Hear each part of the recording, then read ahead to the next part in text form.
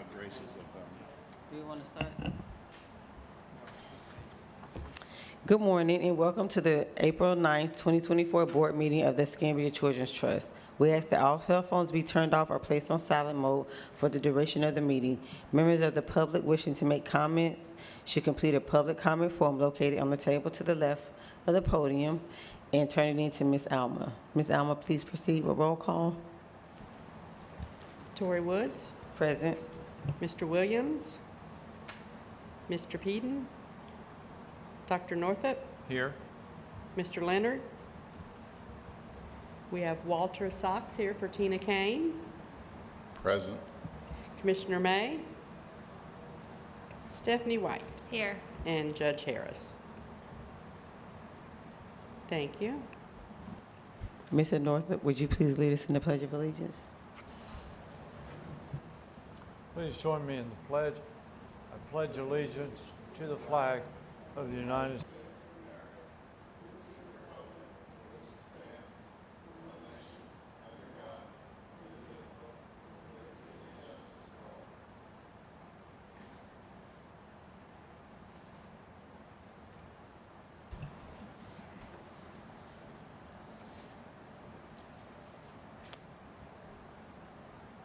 So we are moving on to,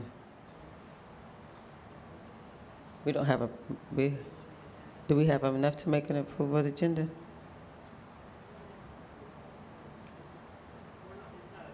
Okay. Okay.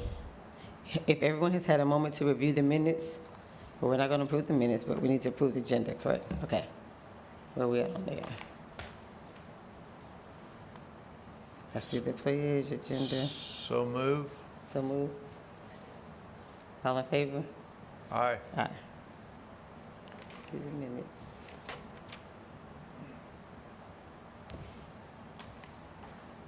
With Mr. Peden out, Ms. Tammy will review the financial statements for the month ending February 29th. Okay, thank you. You're going to see in your packet the normal statements you see, the balance sheet, revenue expense, and revenue expense by function. I'm not going to go over all those, that there was no unusual or abnormal transactions in the month. And our expenses break down right now into 81% program for the year and 19% administrative. There is a new report in your packet, which is the last page of your financial report, which is Escambia Children's Trust contract schedule. That contract schedule shows all of the contracts we have issued to date, their total requested for their 3 years, the total awarded as of March 1st. So that's only contracts we've actually signed. And then the total amount they had drawn down as of 2/29 and the amount they surrendered. So at the end of their contract, what balance did they have left? Because it doesn't roll over.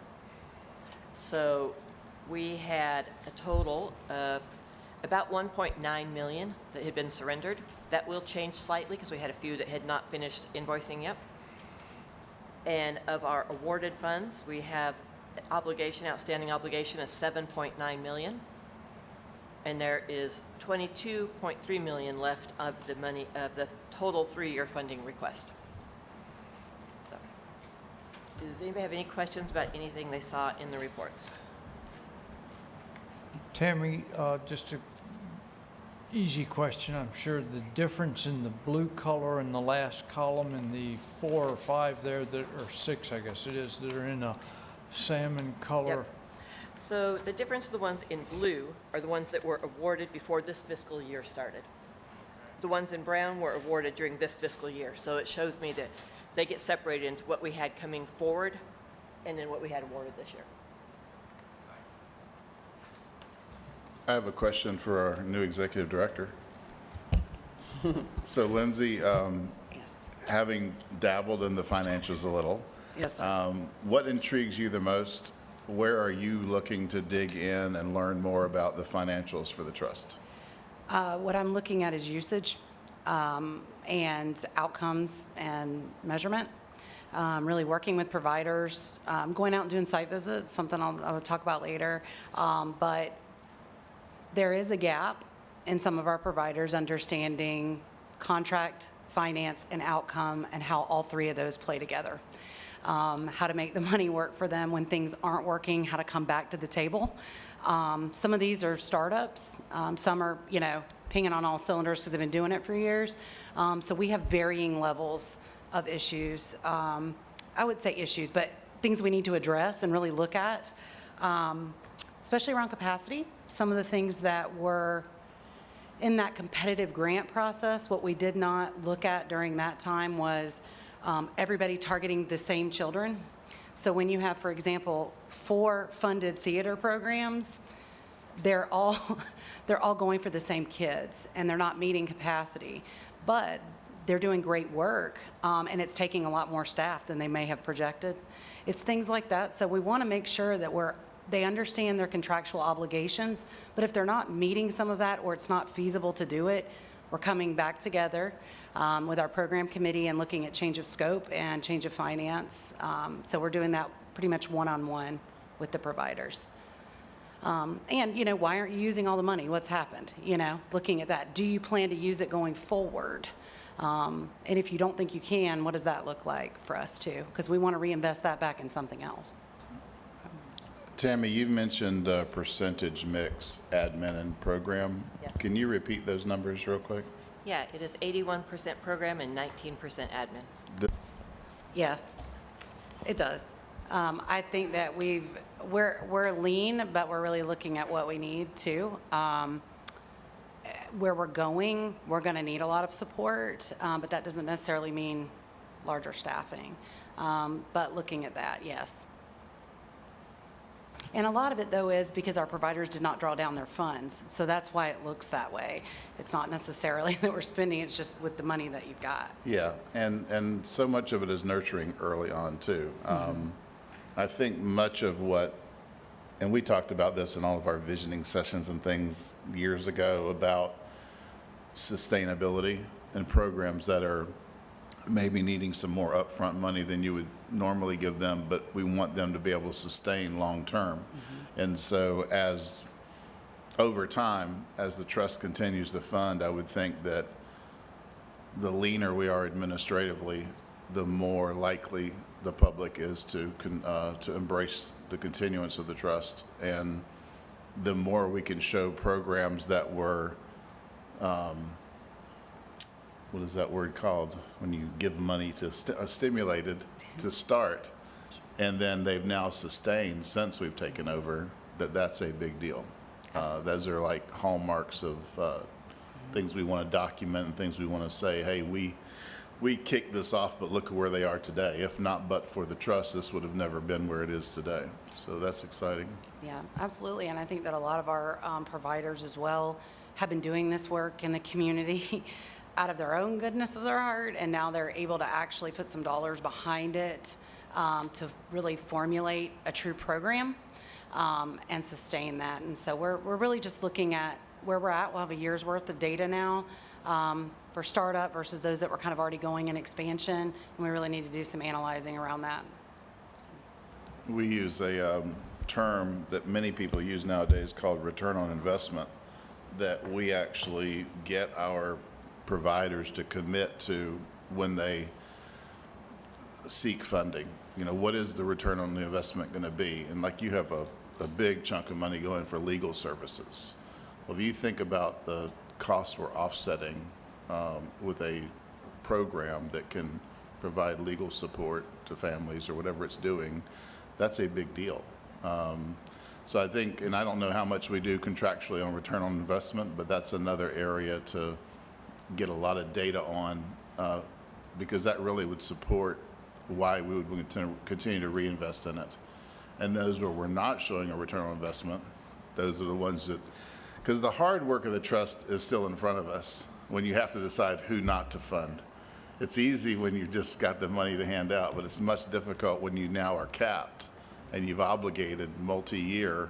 Now you got to figure out who to unfund to fund more creative programming. And so return on investment will sometimes tell you how to do that. And I have a clarifier for you. We had a total of $410,000 in admin expenses so far this year. Out of that, $157,000 was tax collector fees. So that's part of the, we're obligated to pay back, so it's almost 40%. It ought to be an asterisk, right? That doesn't include, it's It not includes included. that, What's the percentage without that? That would tell you a lot more. That will, I'll calculate that next time, so we have that too. Okay, thank you. Thank you. Great questions, Walter. The board recommends filing the financial report for audit. And so, before we move on to the business portion of the meeting, are there any public comments? As we move on to the business part of the meeting, I see there's a special presentation. Ms. Cannon, will you please do the introductions? Well, I'm going to look to the back of the room. We had some challenges. Pastor Wesley was going to come and do the presentation. He's had some medical issues and is not going to be able to. So we have a presentation, but I don't know if the presenter is here yet. You? Okay. Well, let me introduce to you. I'll let them introduce themselves.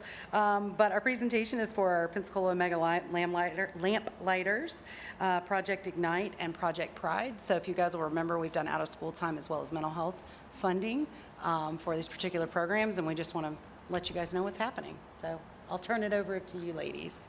So I'm Motisha Dean. I am the program executive assistant, and this is Michelle. Hi, I'm Michelle Kelly. I am the Project Pride coordinator.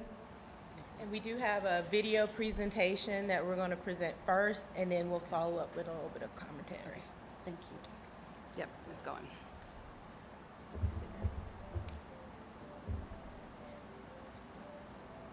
In the world of football, success is not just measured by wins and losses on the field. It's about the journey, the growth, and the development of each player as a whole person. With the support from the Escambia County Children's Trust and the collaboration of several organizations, Project Pride was launched to support the student athletes of Pensacola High School's football team. This program goes beyond weight training and drills. It's a holistic and comprehensive approach to building champions on and off the field. We think we're on the right track. We got some good people helping us. We got some good stuff with the Pride program coming in. We're the first school around here using it, and I think it's big for these student athletes. But I think it's great, getting out there, they're learning. They're doing a lot of teaching in the Pride program, teaching them how to be young men.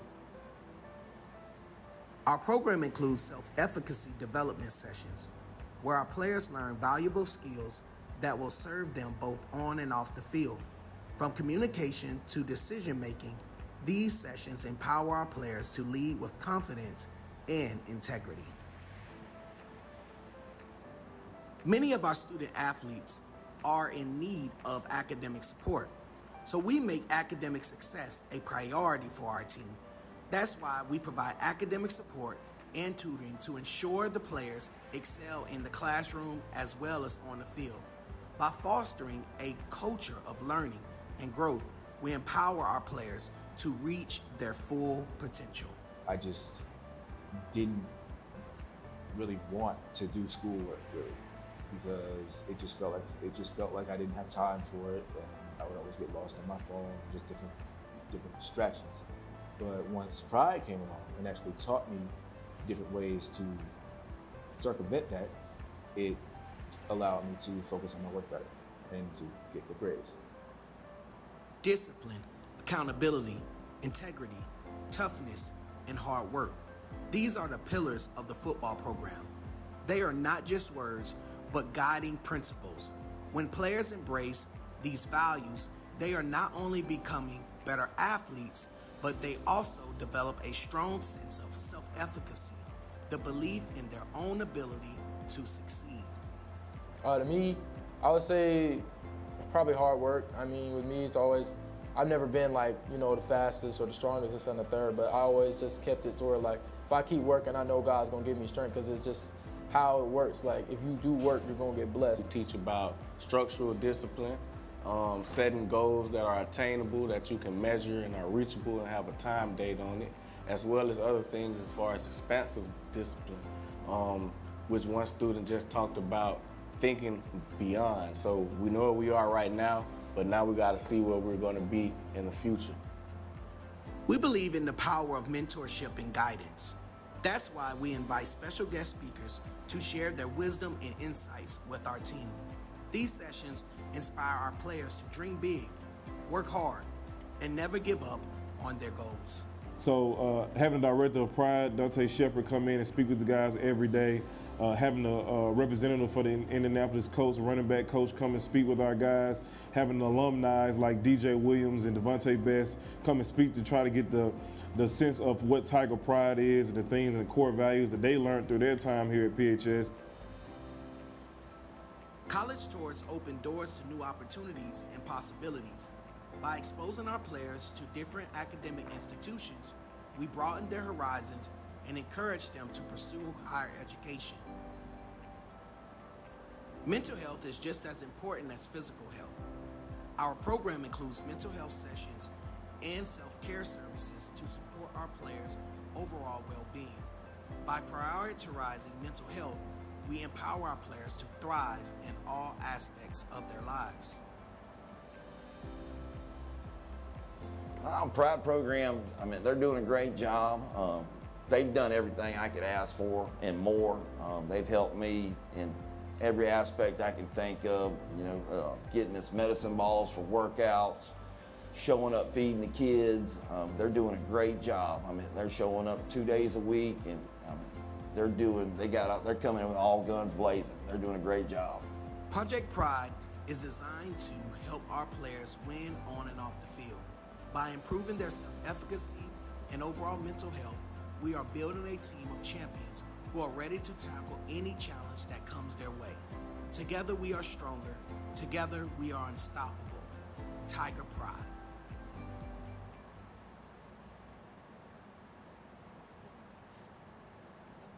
For our young boys to take the lead in various facets of the program. They commence with uplifting words and share positive news from the month, setting the tone for what lies ahead. Delving into the agenda for the month, they reflect on their victories and milestones. This intentional practice not only enhances their character, but also nurtures a profound sense of confidence, a ritual we faithfully observe every Sunday during our programming day. Okay, today we had a workshop on the characteristics of being a man and when talking about your mental health. And today I picked out the things that taught me how to be a better bear and how to be a more efficient leader in the classroom and outside of school as well. And it also taught me how to be more honest and more efficient when it comes to doing things that I'm passionate about. So I can focus on myself and have more confidence in myself. Like, I can actually do my work, and because they help me with all my stuff and like academics, like my math, my reading, and all my homework and stuff. And I think that that's really respectable of them. Beyond these discussions, our character sessions shine a light on individual growth through personalized, intensive character development sessions. Today we had a special guest, Mr. Jeremy Ruffin, to empower our young men. You said it earlier, feeling anxious or worried. Emotional outbursts. You know how you go somewhere or you do something, you step on somebody's shoes or you do something wrong and they just fly off the handle. You look at them like, bro, that didn't institute. You shouldn't have done that because I did. In addition, our academic sessions and engaging bonding activities keep the boys actively involved and connected. And how it's helped me with my academics, it's helped me to focus more on them. They help me with my academics because they stay on top of you about your grades and encourage you to do better. All of these transformative experiences are made possible through the unwavering character support provided by our dedicated team of lamplighters. What do programming days like this do for me? They help me see more experienced people in life, show me how to be a better person and be more active in my community.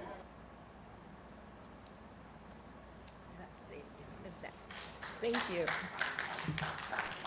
So currently in Pride, we'll go ahead, we'll start with Pride. With Pride, we exceeded our number of boys that we wanted to reach out. We only initially wanted 30 boys, and we were focusing more on the juniors and seniors of the football team. But now we're well over that. We have actually expanded to our upcoming 9th graders and our current 10th graders and 11th graders and seniors. So Pride is servicing roughly about 81 students right now. The Pensacola Omega Lamplighter program, we service roughly 86 boys. So between the two programs, we are just grateful and graciously appreciative of all the support that we've had from the Children's Trust. And we hope to be able to continue to do this work. That's what we have. That's it. Thank you. Thank you. Yes, Oh, do you I have have. any questions? Yes. Go ahead. The presentation, will we be sharing it on our social media, or do we have access to that presentation? Yes, we can. Well, Michael, we might have to split it up, Michael's Yeah. saying. It might be a little too long, but we could, there is a divide in there, Yes, so we could Yes, definitely do that. and I can send it with you, the 2 separate videos within the one. Any other questions? So, I do, you said you were focusing on the older kids in the program at PHS, and so why did you decide to incorporate those younger kids as well?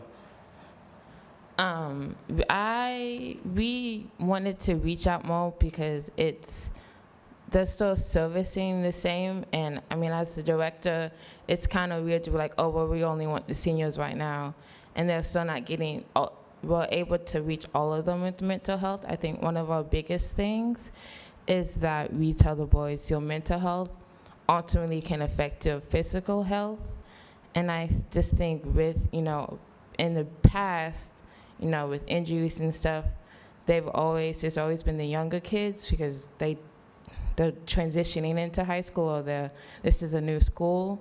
So we just wanted to, okay, if we're going to target the football team, let's just target everyone on the football team and not just count anyone out. I mean, I think it's a great idea, and I know, because last year, we sponsor the banquets, yeah. and I've been at my company, actually volunteered during homecoming. Have you seen an increase in like student participation and parent participation, and what do you think that will look like for next year for the program? I would say with the coach and then with Pride, we've definitely had a more parent involvement. Kids are still kids at the end of the day, so you have to like pull them a little bit. But from seeing what it was, as I'm a teacher also at PHS, definitely more parent involvement. They want to see the kids. They like the kids are having mental health sessions and, learning that like how to take care of you first than previous years. I love it. I mean, like I said, I had been over there before when, before you guys got the grant, and I Yeah. saw, and I knew the need was there, and I have, friends that have kids there, and I think one of the biggest components that I noticed was helping educate those parents, Yeah. because a lot of times nobody wants their kid to fail, but they don't have the resources to know where to access those resources, and so I think, having this program is amazing, because those kids, they may have played when they were younger, but when you get to high school, you kind of lose that connection with your coach, or, that support that the parent is used to. So being able to help them, advocate and make sure those kids are, out of trouble, I think is extremely important. Yeah, So, we've gotten a lot of community support with, youth league football coaches and just previous alumni of the school. I think they know what it is to be a Tiger at the end of the day, and they love that this program is here helping the team that they were, either cheering for or were once on. So we have a lot of support from them. Wonderful. Thank you. Thank you. I have a question, simple, easy one. What does the acronym PRIDE stand for? Honestly, we don't have an acronym for Pride. It's just something as if I am actually not from here. I'm from Orlando. But when you say Pensacola High School, It's more of a metaphor. The pride is a Yeah. tiger, so, the pride Yeah. of the program. I also wanted to say, I know I didn't see it in the presentation, but I know you guys took the players over to the Senior Bowl game too. Yes, so we Yeah. took them to the Senior Bowl in February, and then last month we took them to South Alabama to get a tour of the football workout, and then the school. Yeah, I love that. Thank you. Hey, thank you, ladies. I know firsthand because most of the kids in my program go to PHS. We're Tigers and y'all are Tigers, and so we consider you guys, our senior partnership. Most of the coaches that coach with me coach with you, and so we appreciate the work that you're doing. And Mr. Freeman, and over the holidays, we had an opportunity for kids who play basketball to come and spend a lot of time right here on this dais, if y'all remember, and learn the county processes. So we're hopeful for PHS football. Yeah, and so with your help, we're going to improve, but we're still crossing our fingers, so thank y'all for what you do. And just once again, we're just very, very appreciative of the support that you guys have provided for us to be able to service these children. Thank you. Thank you. Thank you.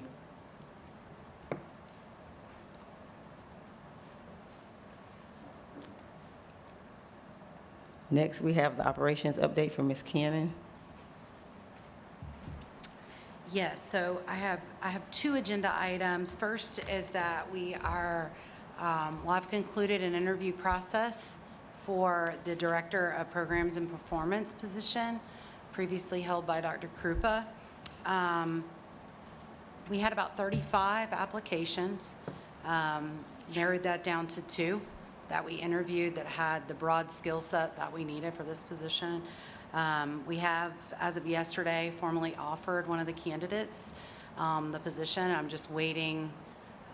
She wanted to go home and talk to her family, and I'm just waiting on a response from that. The other is the Early Learning Coalition. So that we are, as the Children's Trust, they are obligated to offer us a seat on their board. And so Tammy Greer previously served in that role. Tammy Abrams stepped in that role. And now I'm here. So Tammy is glad to hand that back over. If you so approve, I have spoken with Bruce at the Early Learning Coalition and have an orientation plan to just talk about what my role looks like there and how we can support. So I have an application here. I just need approval to proceed with that seat. May I get a motion? So move. Second. Any discussion?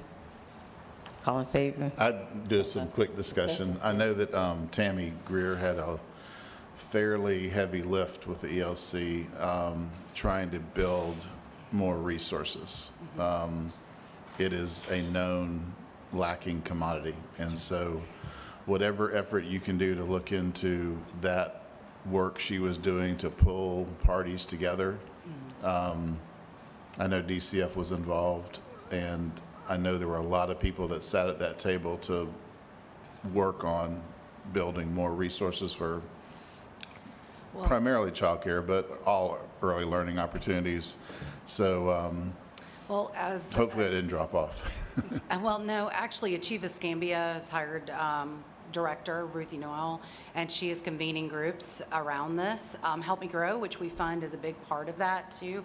And so she and Walter have got some collaborative meetings going, so we can pull provider and community together. So I know that there was a fire lit, and I believe it's still continuing, and I think Achieve Escambia has actually taken the helm on that.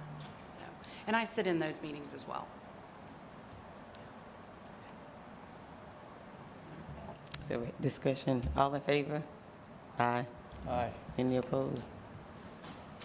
So that passes. Ms. Cannon, do you have an executive director's report today?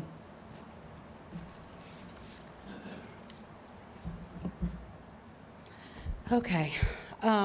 First, I want to say thank you guys for the one-on-ones we've been able to have. Those have been really helpful to talk through the things that I'm doing daily and to keep you guys abreast. So I think some of these things may be things we've already discussed, but just wanted to bring them back to your attention. So we held our executive and our finance committee on 4/2. We did not have a quorum for our policy committee. However, we're going to be bringing that back April 23rd to look at that.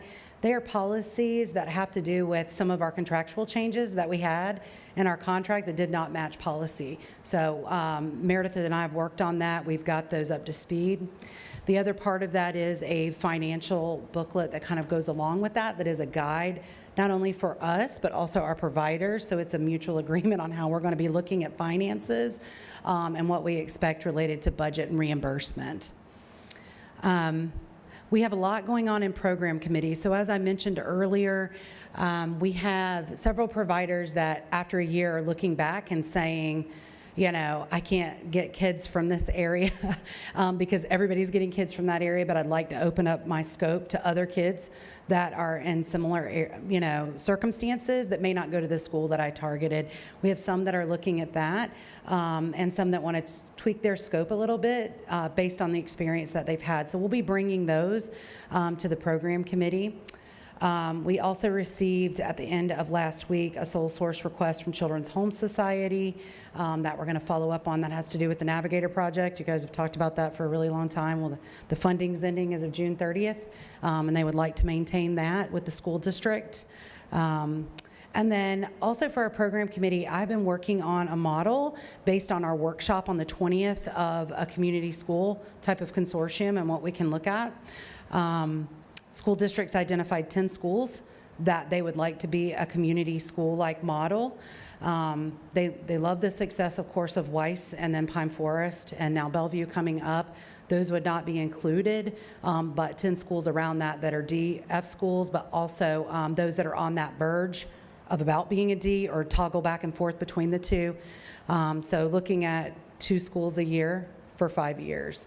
Around that. And we can look at a community school model. We can look at like a whole child model, which is actually rooted in education too. So we can hash that out. I'll bring that to that program committee meeting for us to look at the models that we want to do and then how we proceed with funding. You know, a lot of that's variable too based on how much money we're going to have related to the county's request and then potentially the city's request if they decide to do so. We talked about the Director of Programs and Performance. Also, we've been going and doing site visits. I mentioned this. This is really impactful. I know some of you have said that you've gone and done it. So we've been able to go to CMB Visions. We've been able to go to Dixon After Hours, which was awesome. The kids were singing a whole song from Matilda. I mean, it was really cool. We'll be going to see Lamplighters tomorrow. And then we also did Chain Reaction. So we've had a lot of site visits, and we're really looking at that and connecting with those providers. It helps me to kind of get a visual around what we're looking at, what the proposal was, how it's come to life, what that looks like from the financial perspective and the contractual perspective. So we'll be doing out of school time first, and then we're going to be working on our mental health contracts as well. And then finally, Michael has had a very busy month. So our resource guide is finally completed. That's gone to print. And right now, Michael is evaluating all of the distribution and coordinating that for us. Help Me Grow, our partners at Art Gateway are going to do a Touch a Truck event, which is on 4/27. It's a Saturday. It's like 9 to 12. They're going to have all the trucks, all the fun trucks for kids. They've done it right across from Pensacola Village. At Echo Life Church. They want to make that really convenient for some of those screenings and early evaluation for the children that may qualify. We'll have our newsletter coming out next week on 4/16. And then also I really wanted to honor, and you'll see some of this, this month is National Child Abuse Prevention Month. It's very important. We have a huge role in that work. Although we're not in the child welfare system, the kind of services that we put around it are really prevention-like services in a variety of ways. So we'll probably be doing a fun photo. Tori's got her blue on today, so that works out well. But just honoring all of our partners and the work that's being done for our kids. So that is my report. If there's any questions, I'll be glad to answer. Thank you, very thorough. I was looking at going back to our previous presenters on the Lamplighters, looking on their website and speaking of things being done in conjunction, such as the Touch a Truck. I noted that this coming Sunday, the Fred Levin Way Fest that will be downtown on Government in Palafox from 11 to 3. free fun for the entire family, kids' activities, prizes, food trucks, and they will be giving away a lot of essential items such as diapers, blankets, hygiene care, pet food, socks, et cetera, et cetera. So that sounds like a very worthy and underlying free activity for the children and kids in that area. Absolutely. Great. Lindsay, you mentioned that the program committee didn't have a quorum last time it met. No, it was the policy committee. Policy Sorry. committee. Is your program committee meeting regularly and comfortably attended? Well, we're starting that. So it was just met kind of ad hoc, but I'm going to be scheduling all of these monthly, regularly. We can cancel if there's no business, but you know, if we have these regularly, we're not going to be in there for 3 hours. We're going to have that information timely. So Ms. Alma's been working on coordinating those so that we have them. Program committee is going to take a little bit of time based on our workshop and some of the things that are coming. So we blocked that for a different day where some of the others are kind of staggered, you know, back to back. But that one we need to spend some time with. So yes, we're going to be having those regularly.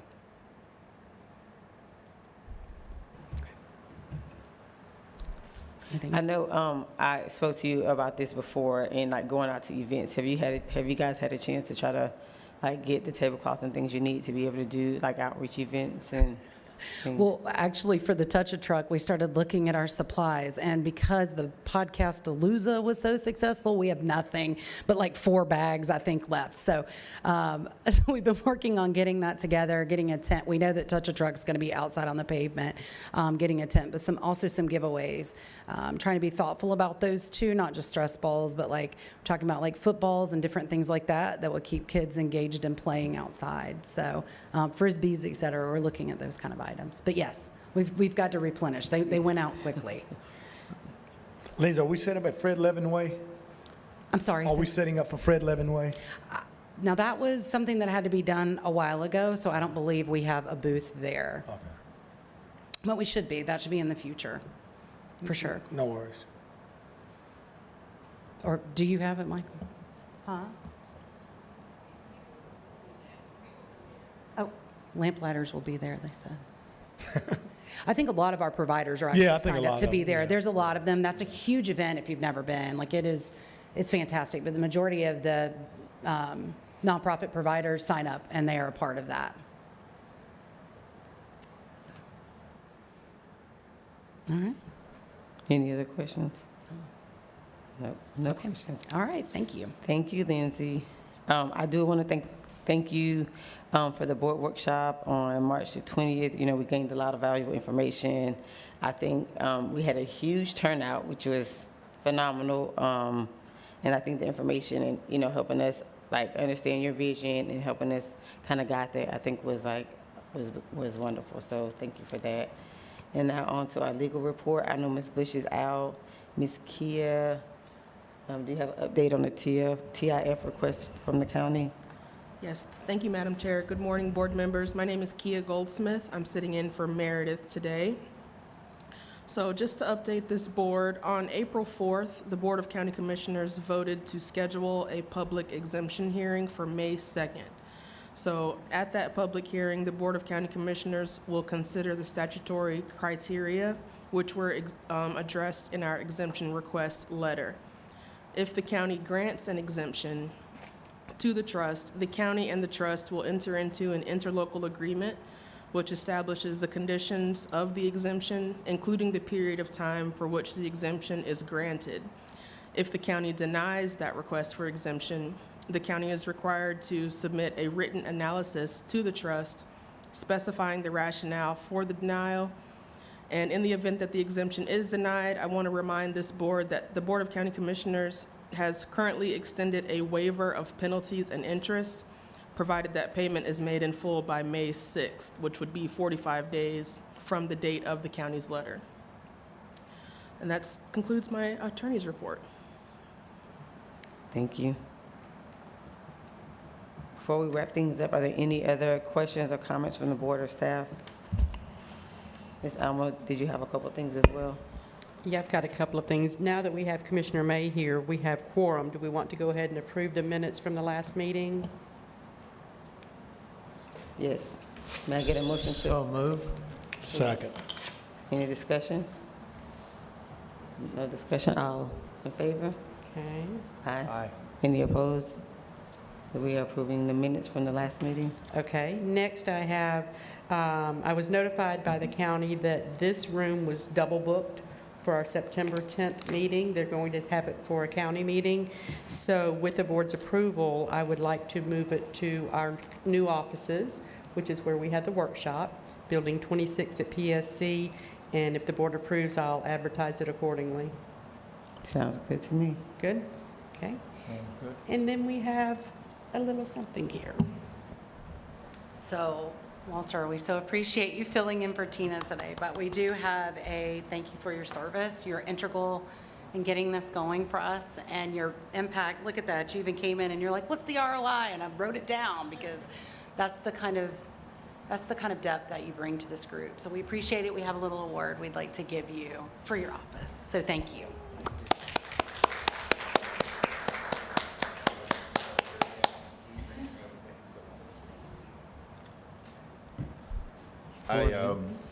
I do appreciate this. We all learned in organizational development the forming, storming, norming, and conforming. Hopefully we're past the forming and storming. I do watch you guys on video and get to see all the exciting activity. And it definitely looks like we're in a norming phase. And so thank you for that. But obviously, one of the things I think every trust member can bring to the table is their own advocacy. And you can't be the best advocate unless you know the programming. So I love the request to get out and do visits to programming. You will learn so much more about what you're funding if you physically see it, not just listen to the presentations in the room, but actually go out and witness the impact it's having on the children.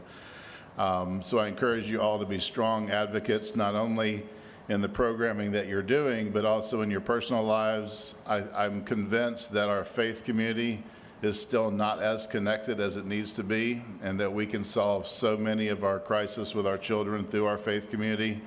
I don't see a lot of our faith providers coming together because they're not, they like to silo themselves. They don't like to collaborate. And so whatever we can do to encourage faith communities to collaborate. Escambia County is lucky in that you do have a program here called Share Your Heart, which I'm sure some of y'all are very familiar with, that Pastor White supports. It's a chaplaincy program. And you can actually take that to your own church and have your own church members become trained chaplains. And that program makes a 90-day commitment to work with families and keep them out of systems of care and keep them connected. And it's true discipleship, and it really is front-end prevention work. Unfortunately, and I think we're going to see this happen more than once, the legislature is pulling back on a lot of the funding that they've been doing over the years. So some of your member projects that were funded last year are getting some pretty big cuts this year. When the governor vetoes go through, that'll have another impact. And so who are those guys going to come talk to? You guys. So pay a lot of attention to stuff that's going on with Escambia County and with the legislature, because you're the next door that they get to knock on. And if you know that that service has made making a big impact, the gap that we could lose if they are not funded could be substantial and traumatic. So I encourage you to pay a lot of attention to legislative activities and to stay an advocate, stay supportive, and support your trust. So thank you so much. Thank you. Any other business? With no further business, the meeting is adjourned at 9:44.